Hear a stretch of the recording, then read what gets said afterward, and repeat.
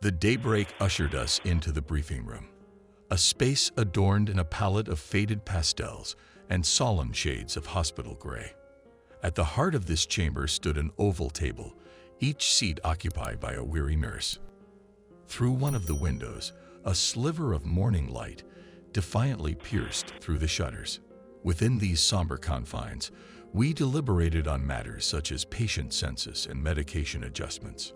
In a workplace subject to daily flux, these gatherings were essential to gauge the facility's rhythm.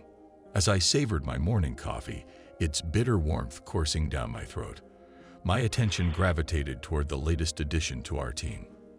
A young man sporting a crisp haircut and an impassive countenance. Alec Barnes. A disruption. Throughout our meetings, he incessantly interjected, disrupting the flow with his contrary remarks. I beg to differ. In my previous experience, we handled it this way. If I may interrupt. A true nuisance. Every clinic harbored at least one of his ilk. Fresh graduates eager to make their mark on the units they would soon oversee.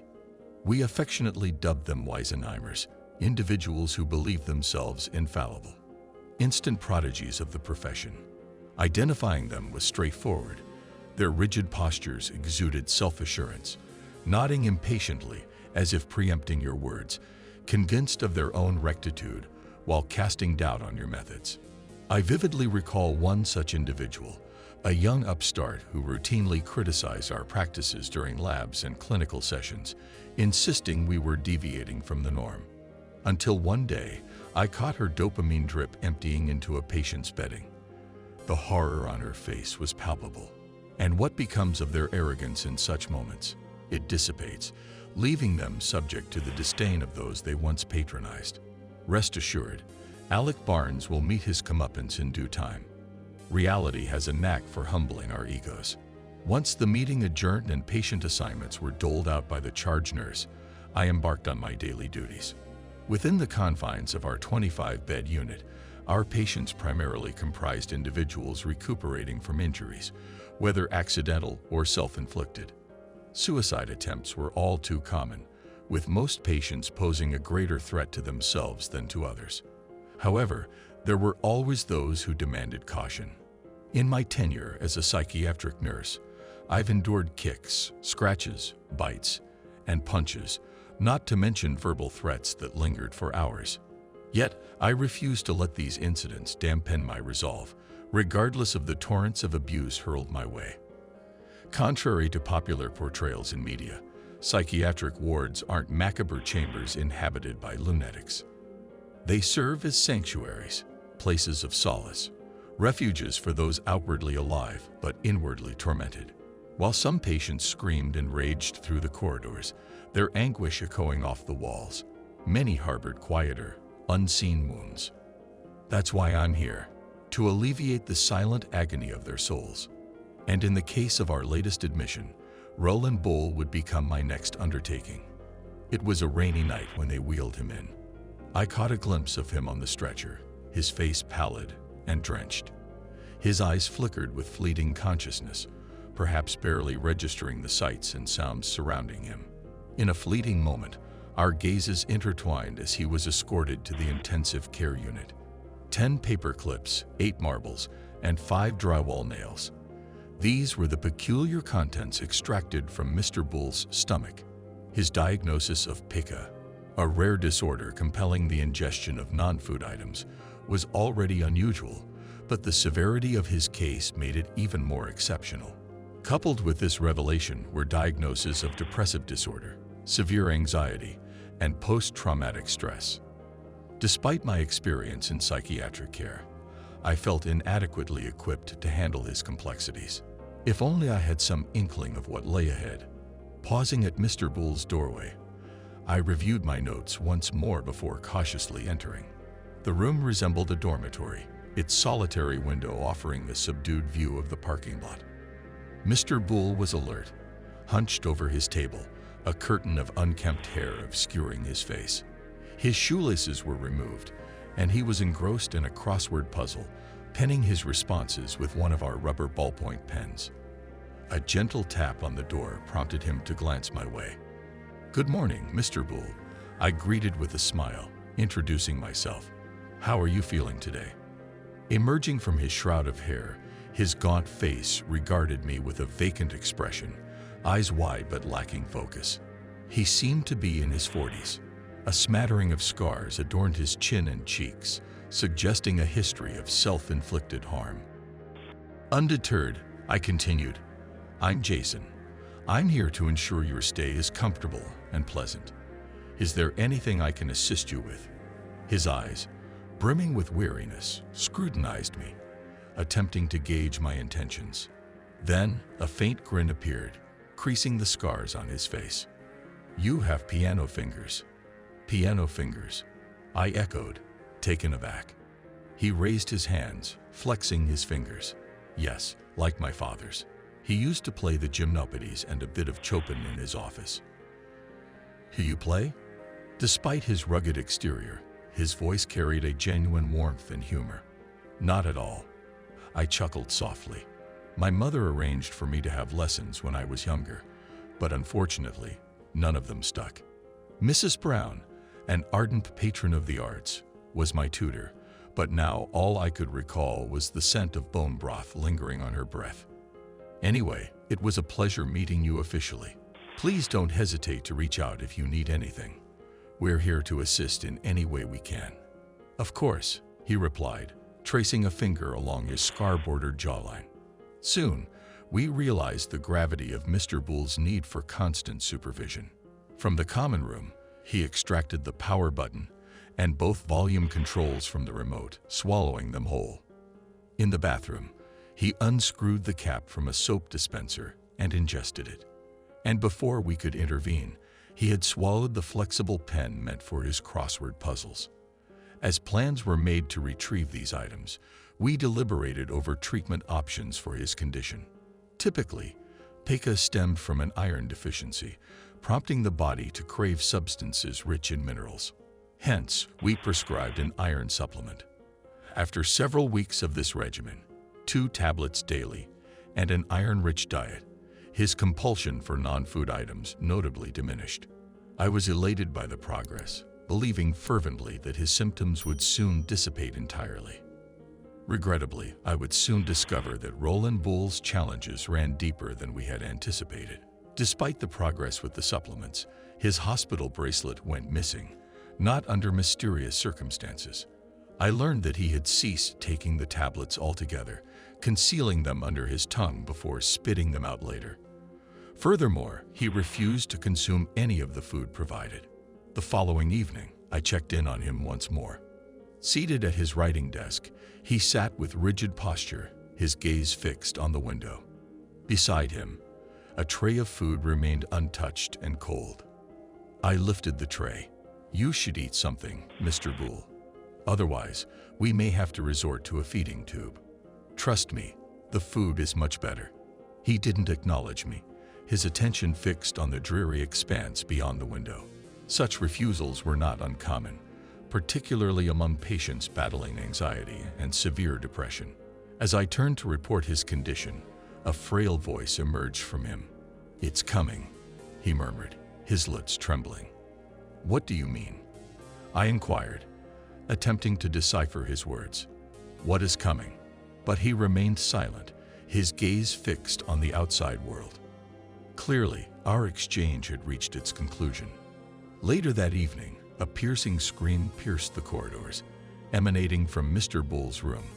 I was the first to arrive, bursting through the door to find him thrashing in his bed. His hands flailed aimlessly, while his feet kicked in desperation. I tried to calm him down verbally, to no avail. His eyes darted wildly, his lips peeled back from his gums. Suddenly, his hands clasped around his throat, tightening into a chokehold. I rushed to pry his hands away, struggling to release his grip. Even as he choked himself, a muffled scream escaped his lips. As his grip loosened, a retching sound replaced the screams. Fearing he would vomit, I shifted him onto his side, glancing expectantly at the doorway for assistance. But as I turned back to him, everything stopped. My heart raced with a dreadful intensity. I tried to inhale, but couldn't. There's a profound darkness that envelops you when faced with unspeakable shock, rendering every nerve, every sense, inert. Your voice fails you. Your eyes refuse to close. Fragments of thoughts pound against your consciousness, but they dissipate before reaching the surface. It happened swiftly, leaving me to barely register the spectral contour of Roland's visage or the sudden bulge in his throat. There they were, fingers. Long, moist digits gleaming amid the dark, fleshy recesses. They bore bruises, hues of blackish purple. Strings of slick saliva stretched and snapped between their writhing joints, emanating a pungent bacterial stench from their gangrenous tips. Roland's eyes rolled upward as his body convulsed, emitting a dreadful gargle. The fingers extended, curling over his countenance like arachnid appendages, attempting to pry his jaws apart. Their jagged nails scraped across his chin, cheeks, and nose, etching grooves into his flesh. The arrival of footsteps broke the trance. Another nurse had entered the room. Once more, I gazed upon Roland's face, now adorned with a lattice of fresh, bleeding welts. Yet, no fingers remained. Together, the other nurse and I subdued Roland and administered a dose of B52 - 2 milligrams Ativan and 5 milligrams Haldol in one syringe, 50 milligrams Benadryl in the other. With the combined effect of 3 different drugs coursing through his veins, his struggles subsided at last. "A lot of damage," remarked the other nurse, surveying the marks on his face. "We should have sedated him long before this." I realized then that the additional help was none other than Alec Barnes, the self-assured newcomer. Whatever he said next went unheard. I had already departed to fetch ointment for Roland's wounds. That night, sleep eluded me, offering only fleeting moments of reprieve. Before long, I found myself standing at the bathroom sink, both hands pressed against the porcelain. Amidst the chaos of my thoughts, my mind searched for answers, but they remained elusive. I could only envision those fingers, their putrid decay, their twitching joints, emerging from a man's mouth, attempting to extract something larger from within his throat. The grotesque image churned my insides, inducing a brief wave of nausea. Ridiculous, I scolded myself, dispelling the repugnant thoughts. Ludicrous, disgusting. Pull yourself together. To entertain such notions was unacceptable. It was a stressful episode, a product of a rattled mind in a tense situation. End of story. No further deliberation necessary. After rinsing with mouthwash and splashing my cheeks, I returned to bed, repeating the same determined mantra. Yet sleep offered no sanctuary for my dreams. I found myself back in Roland's room, witnessing his blurred form writhing and screaming in agony. Attempting to restrain him, my arms betrayed me, seizing my own throat instead. My breath dwindled. Something stirred within me, clawing its way upward. I lurched forward, desperately trying to rouse myself from the nightmare. But it was futile. I could only retch as the entity within my throat forced its emergence. My eyes found the wall, just as my shadow conjured a new array of ghastly horrors. The next time I encountered Roland in person was during his supervised outing to the outdoor patio, a respite from the confines of the ward. Flower pots adorned the fence, alongside a mural-painted wall and a couple of basketball hoops. Mr. Boole insisted that I oversee his time outdoors that day. The recent scratches on his face had healed, leaving behind faint, intricate patterns. Seated on a cerulean bench, he inhaled deeply. Rain's on the horizon. You can smell it. Hopefully not before my journey home. I sighed, detecting the impending freshness of an approaching storm. "Mum," he murmured, and after a pregnant pause, he posed a sudden query. "You saw it, didn't you?" The question sent a shiver down my spine, momentarily betraying my composure. He noticed, his voice gaining vigor. "You did, didn't you?" "What are you referring to?" I inquired, straightening my posture. He reclined against the thermoplastic backrest of the bench, his words laden with a weighty sincerity. "You're hesitant to acknowledge it. I understand, truly. But neither of us can afford the luxury of denial." My gaze roamed the patio, searching self-consciously for any other presence. We stood alone. "You'll need to be clearer with me. I'm struggling to grasp your meaning." His wary, watery eyes locked onto mine. "I had to wait for you to witness them before speaking up. Otherwise, you'd dismiss me outright." "I know you would."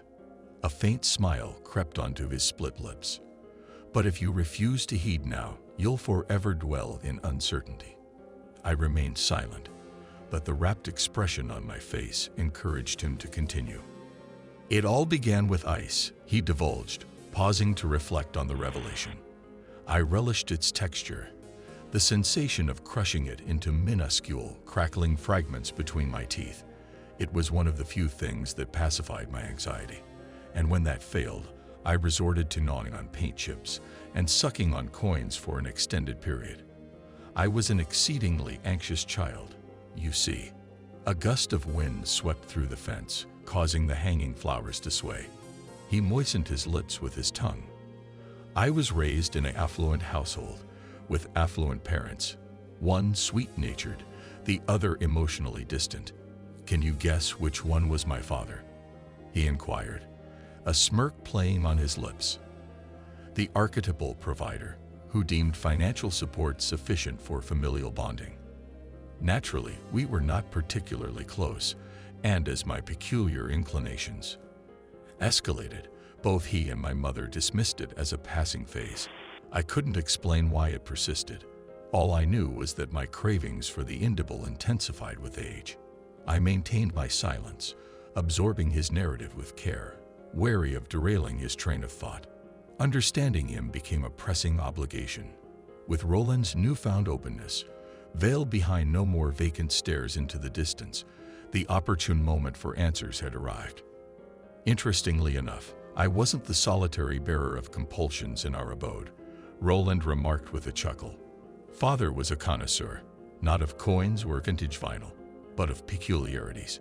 His interests extended to peculiar artifacts, a canteen once slung over the shoulder of a fallen soldier, a well-worn noose from the 19th century, even an ancient skull bearing the scars of torture. These curiosities enthralled him, much to my mother's chagrin. They were fragments of darkness he relished discovering. I'm uncertain of the origins of his antique piano, but occasionally, in the dead of night, the same two keys would resound. One day, during their absence on a business voyage, I clandestinely ventured into his studio to peruse his clandestine assortment. One item ensnared my attention, a piece of jewelry once possessed by a deceased woman, reputedly cursed with an untimely demise. I felt drawn to it, as if an unseen force impelled me to claim it as mine. So, I swallowed it. Disquiet flickered across his features.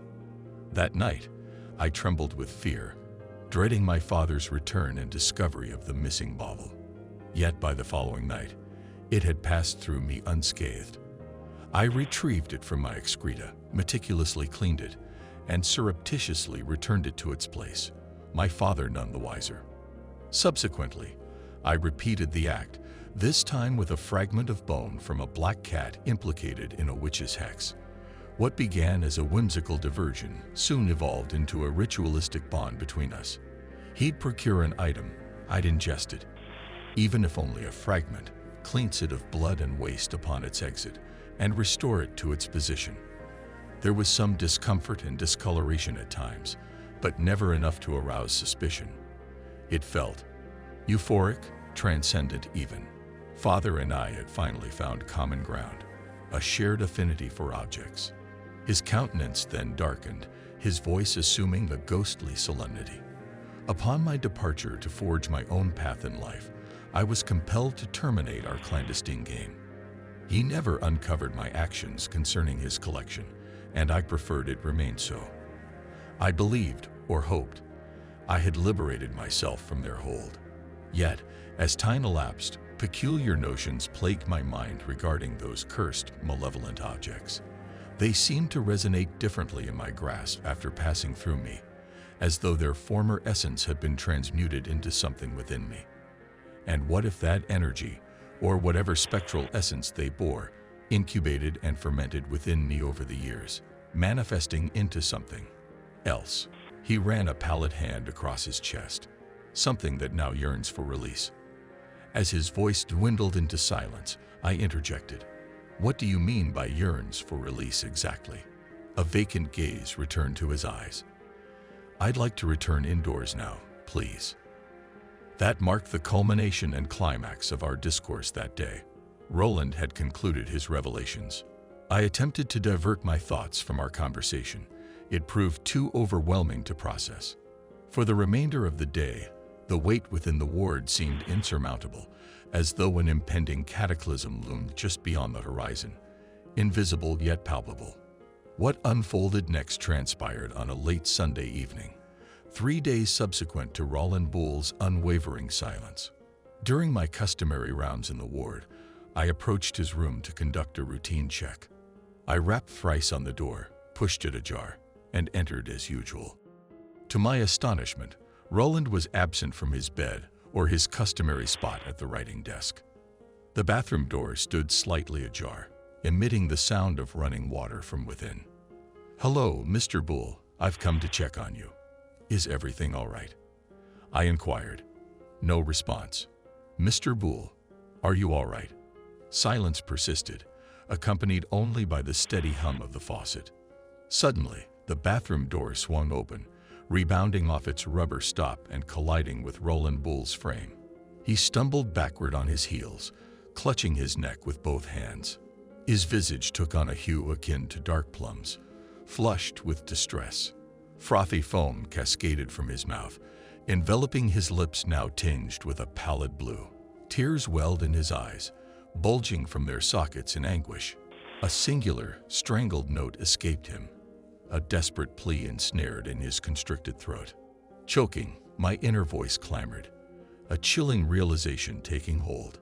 Without hesitation, I lunged towards him, seizing his form and pivoting him around, my arms enveloping his waist in a desperate embrace. Though unfamiliar with the Heimlich maneuver, instinct impelled me forward. It was a matter of life or death. With a swift, forceful thrust into his abdomen, I exerted all my strength, practically lifting him from the ground. His body recoiled, yet the obstruction persisted, stubbornly resisting expulsion. The door creaked open. Another had heard the commotion. I cast a fevered glance towards them, simultaneously executing another futile thrust.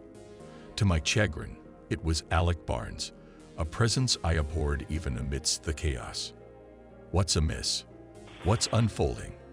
he inquired, igniting a spark of fury within me.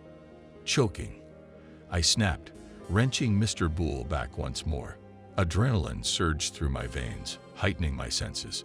Yet in that fleeting moment, ensnared in the vice grip of my arms, I detected a peculiar sensation, a subtle shift within him, a disconcerting upheaval, too conspicuous to dismiss.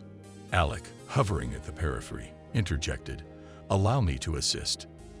"I have it under control," I hissed, redoubling my efforts with renewed vigor, a torrent of determination coursing through me. Mr. Bull convulsed, expelling strained gasps intermingled with flecks of spittle. Then, a sudden lurch, a release. It felt as though his insides had undergone an abrupt transformation, an airtight seal breached. His airway cleared. A guttural cry of agony and retching pierced the air. Somewhere in the vicinity, Alec emitted a noise, a lamentation, perhaps. "Oh God, dear God." A weighty thud reverberated through the room. Roland Bull slumped lifelessly in my arms. Alec Barnes erupted into a scream. Frantic movements skittered across the room, like the sound of a fish writhing on a pier, followed by the wrenching of an object from a wall. My gaze darted frantically, yet the deluge of stimuli overwhelmed me, draining the very essence from my consciousness. I assessed Roland, his inert form dangling like a marionette. His vacant stare and slackened lips bespoke an ominous silence. No pulse met my probing fingers.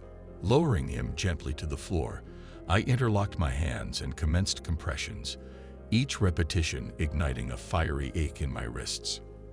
Pinching his nose shut, I attempted to breathe life into his lungs, yet to no avail. Simultaneously, my gaze traced the morbid trail of blood and bile staining the ground, leading me first to the bathroom, and then to the vanity. There, the gaping maw of an open-air vent greeted me, its grill dislodged and askew. Alec Barnes remained rooted in place, his countenance twisted in a visage of shock so vivid it seemed unreal. Despite the arrival of additional staff, he remained paralyzed, consumed by fear. The medical examiner declared Roland dead, his demise attributed to an esophageal rupture. Multiple tears marred the integrity of his throat, accompanied by a dislocated jaw, severed from its cranial moorings. The cause of this catastrophic event remained elusive, leaving only a wake of devastation in its aftermath. Speculation amongst the staff yielded no substantial theories, with the loss of a patient under such circumstances proving confounding. Alec Barnes abruptly resigned, offering no explanation for his departure save for a terse denial of any involvement. His eyes betrayed a palpable fear, teetering on the brink of collapse. Perhaps I, too, harbored suspicions, glimpses of a sinister shape slithering through the air ducts. Yet I endeavored to suppress such thoughts, methodically dissecting them to maintain my sanity. Despite my efforts, the peculiar occurrences within our ward persisted. Reports of strange noises emanating from the walls circulated among both patients and staff, fueling speculation of a trapped creature within the ducts. Despite numerous inspections, no evidence substantiated these claims. Still, I could not shake the unsettling feeling of something lurking just beyond the vent's cover. I dared not investigate further, unwilling to confront the source of these disturbances. The newest addition to our ward,